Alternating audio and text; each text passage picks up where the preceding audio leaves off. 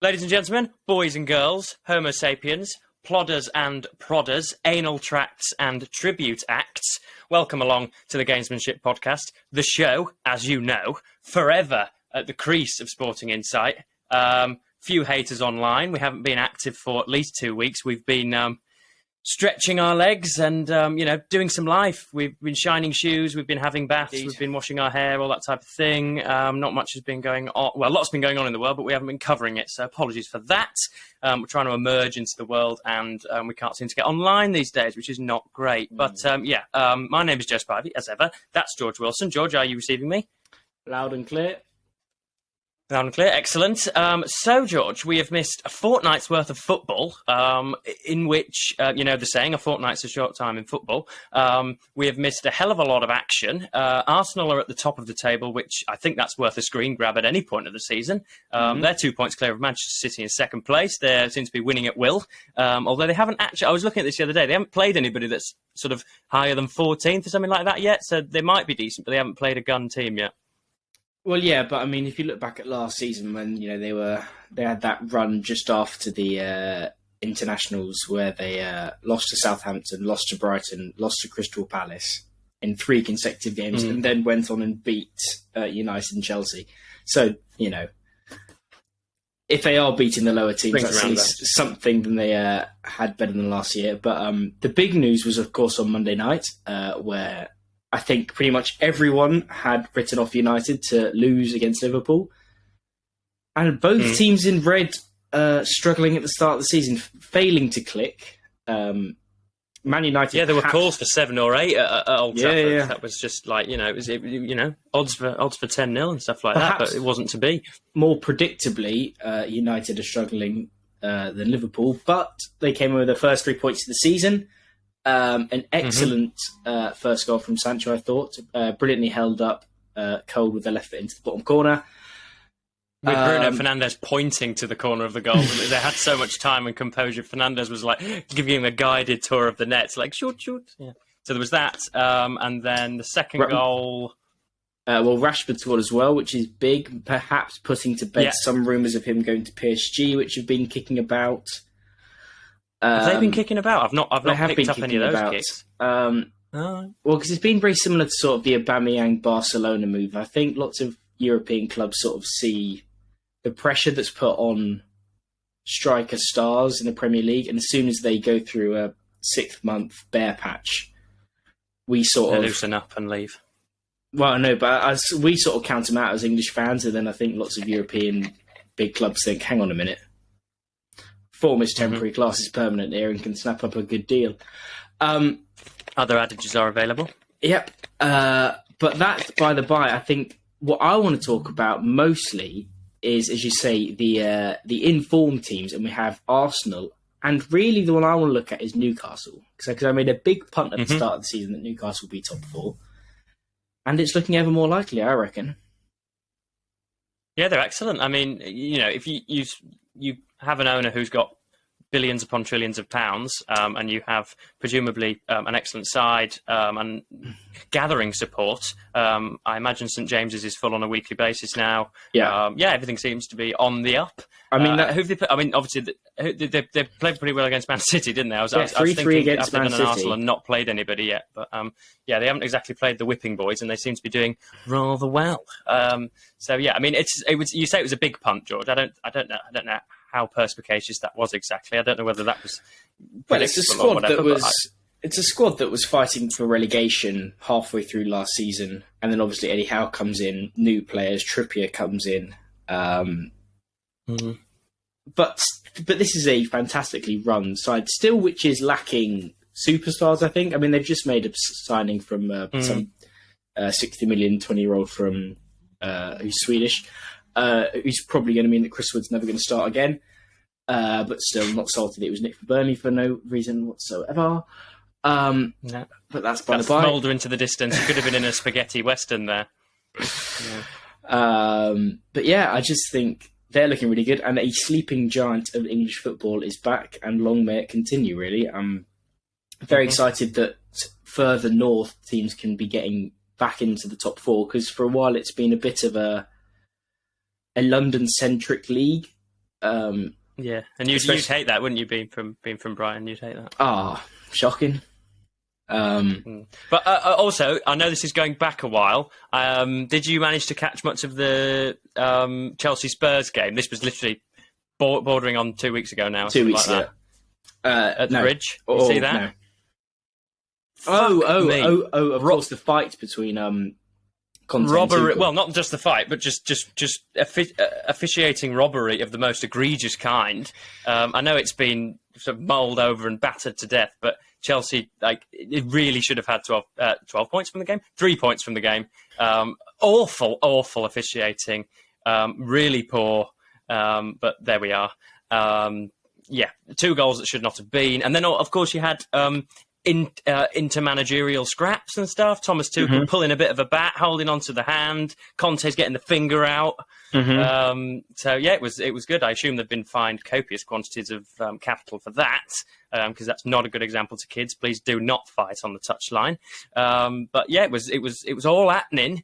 And then Chelsea were dominated against Leeds at Ellen Road the other week, which was a real nightmare to see. Very competitive, the Premier League this year, isn't it, George? I know that's a bit of a stereotype. It's renowned world over for that, but you do feel that to some extent, to a small extent, anybody can beat anybody at the minute, or anybody can give anybody a good game.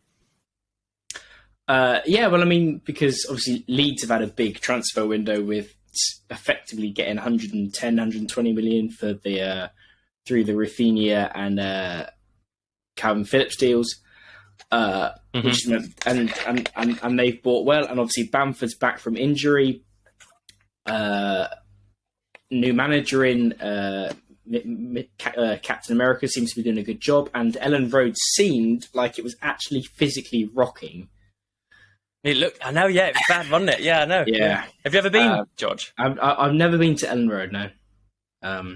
Good ground. I've not been for the footy, been for the rugby. Big stadium. Don't look, it's kind of understated, isn't it? But then you go and you're like, fuck, this is massive. Well, it's another anybody else giant. doing well, not doing well?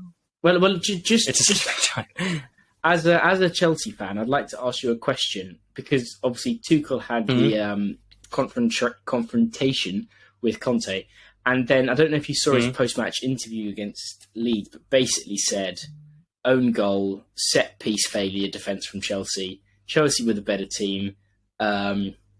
Leeds are crap. And there's just sort of this idea coming in the last 2 weeks that he's not really the strongest character. Well, he'll back his own team to the hilt, which is nice to see. But, it seems he's a little blinded by, what would you say? Just sort of Jose, being the coach Jose of the team. Mourinho levels of self-confidence that whatever he chooses, I don't know whether whether it's that he masks it very well. He doesn't wear very nice gear for a man that's very self-confident. Did you see him skipping along the touchline the other week? The man's got the legs of Ebenezer Scrooge. He's got such skinny ankles. But anyway, that's beside the point. He does look like an aesthetic comment, and is beneath me. But yeah, I mean, he does look like he's been pulled up out of a grave, and he's been there for about a year. He does, yeah. Yeah, no, yeah. Man needs to eat. Come on, mate. You've got enough money. Get some fucking food down here. And I think final football topic I want to touch on, Liverpool and West Ham. Obviously, we talked about Liverpool touch at the start, but West Ham and also Everton struggling. Everton, I think, rather predictably again, having spent again copious amounts of money, but primarily signing from Burnley, which bringing on James Tarkowski. That hot spot. Bringing on Dwight McNeil. He's now playing on the right. Interesting market purchases from Frank Lampard. And again, West Ham buying from Burnley, buying Maxwell Cornet. Well, we're a rich club now with all these Premier League times buying all our shit players. Yeah.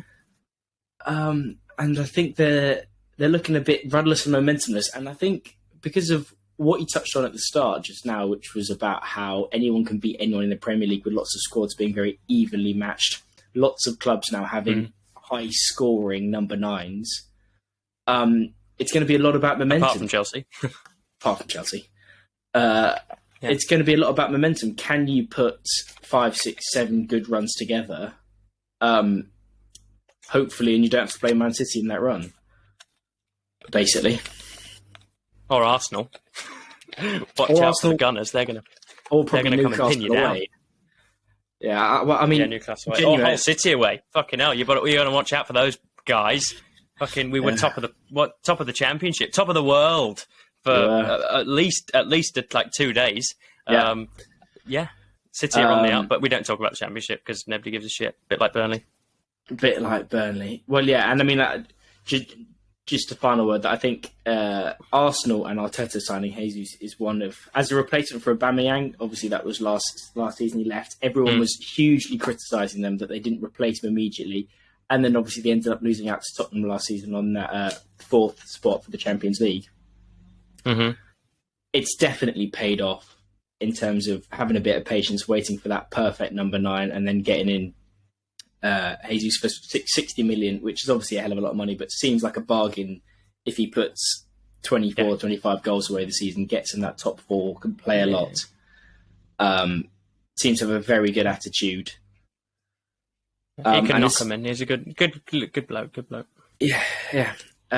Right, and elsewhere in the world of sport, do you want to move on to Formula 1 or cricket?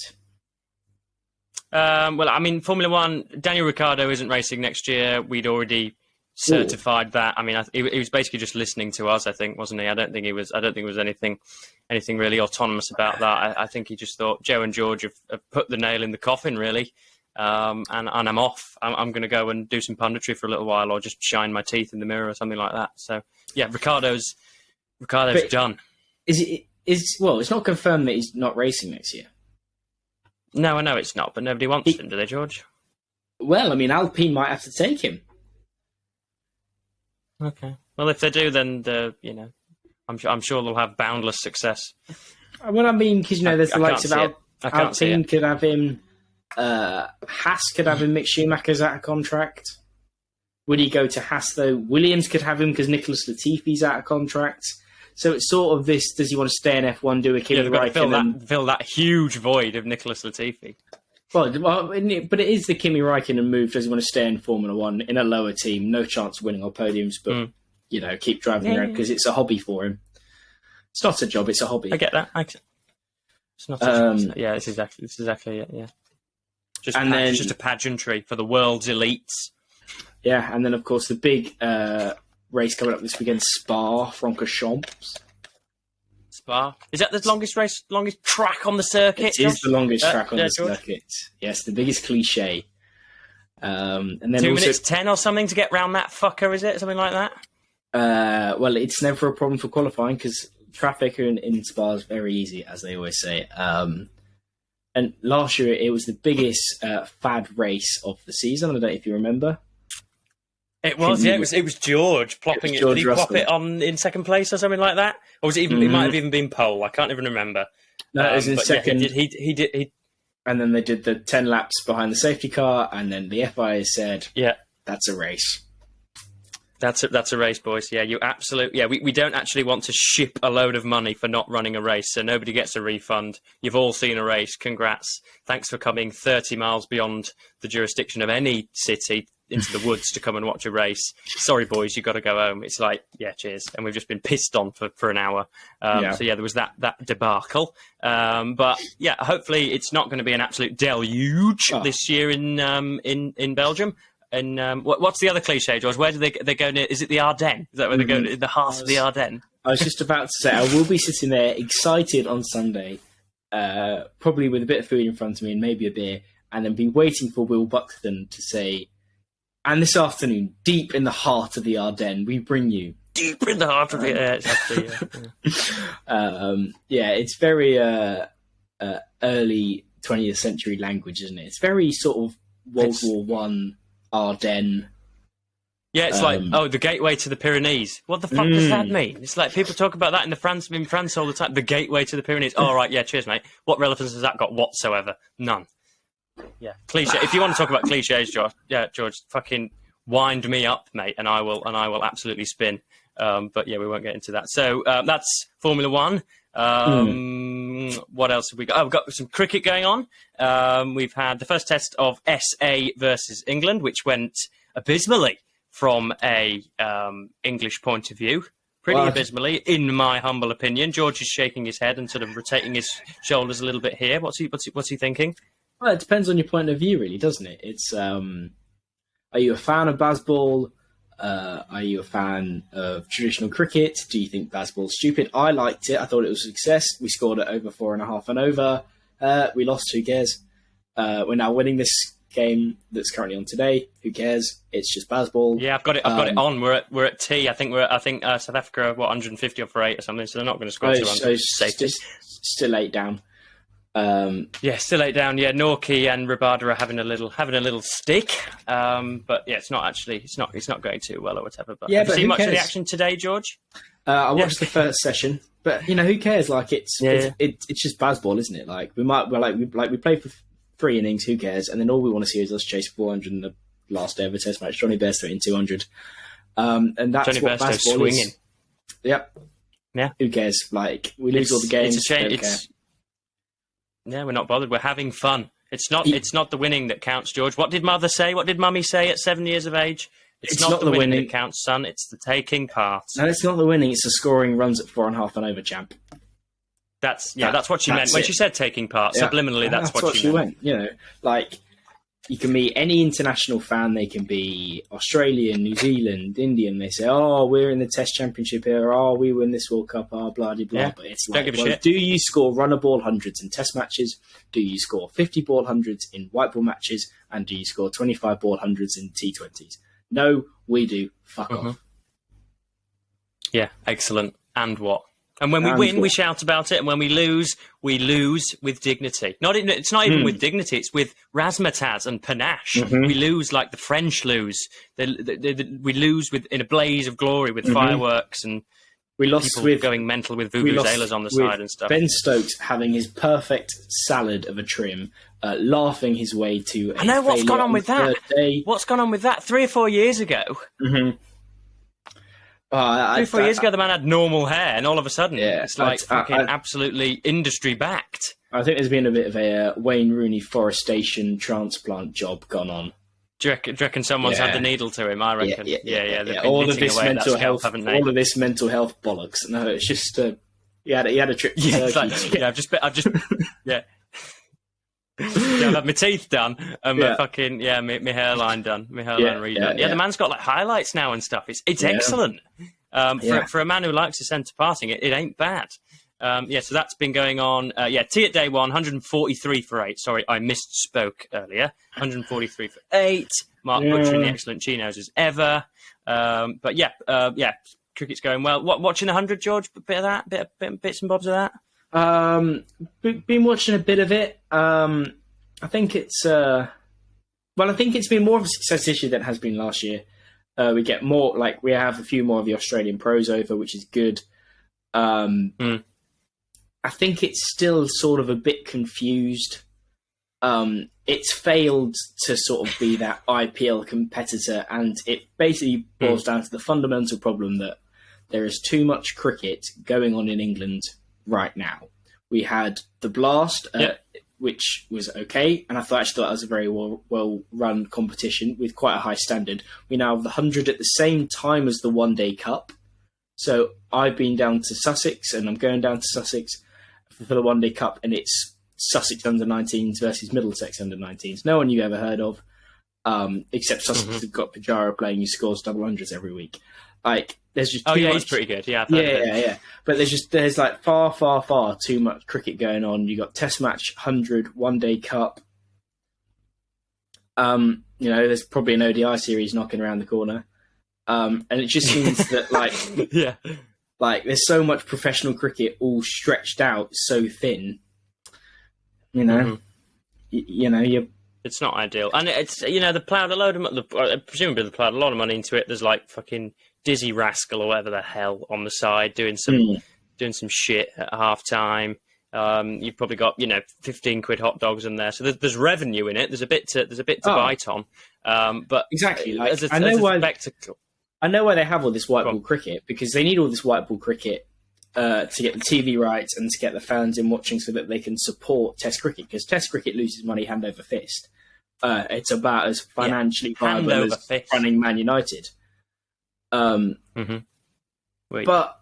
you know, like, well, to give the 100 credit, I watched Jordan Cox last night, who was batting fourth for the London Spirit against Welsh Fire, who are, I know, effectively a Div 4 team in this competition. In men and women, they're just useless, and they're just there to get. They're really crowns. shit, aren't they? Yeah. They are proper wank.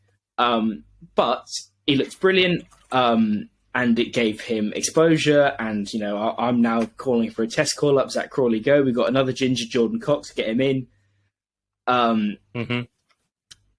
And, you know, I think that is good. And also Dan Lawrence played a great knock last night, but then comes out with the ball. Did you see his stats with the ball? Bowled 20 balls for like 11 runs, took 2 wickets. And it's a joke if an English part-time spinner, like we're talking part-time here. Like great action, though. It's a great action.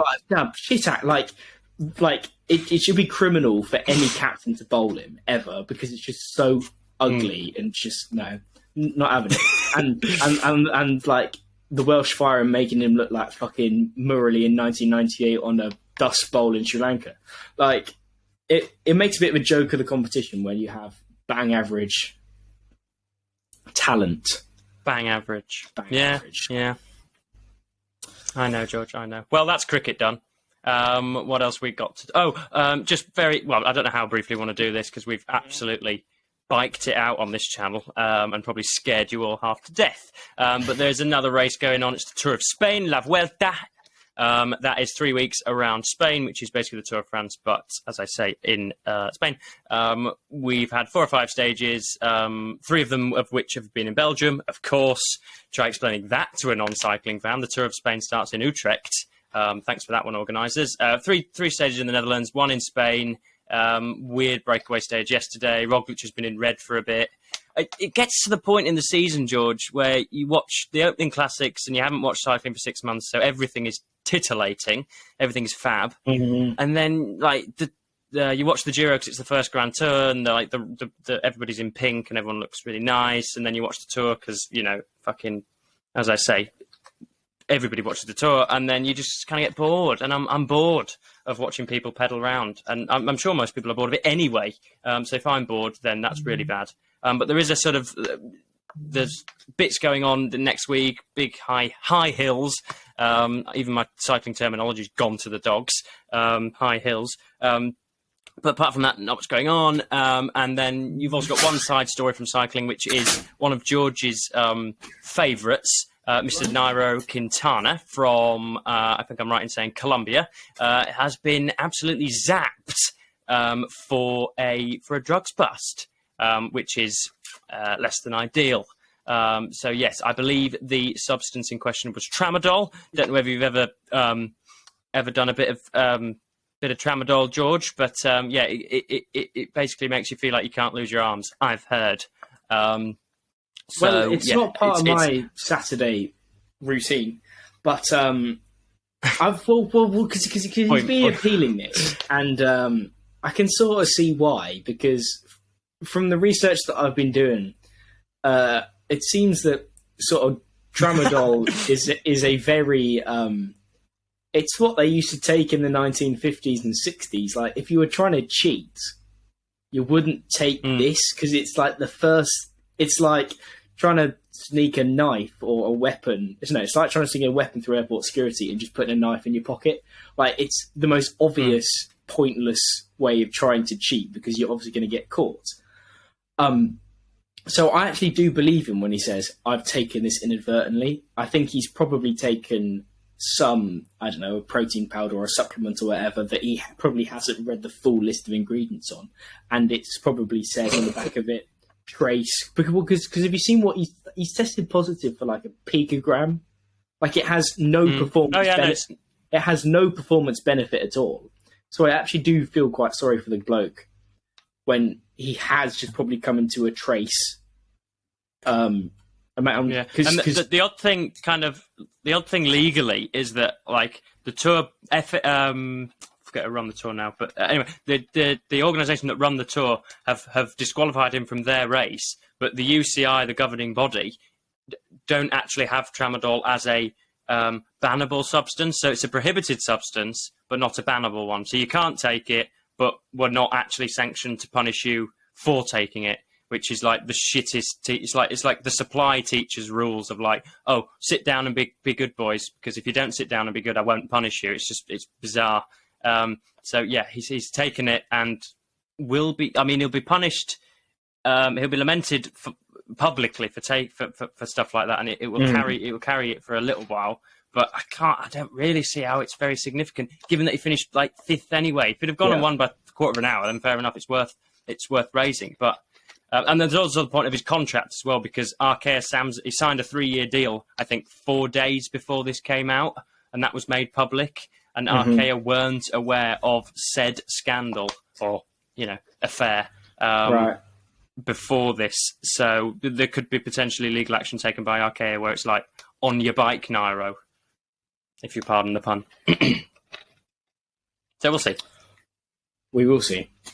And I think that's quite a good place to wrap up, because we will be coming to you most likely with a Sunday episode rounding up whether Ferrari cock up again, whether Max has run away with it again, or whether something interesting could actually happen in the Formula One. Potentially the roundup of that weekend's Premier League fixtures.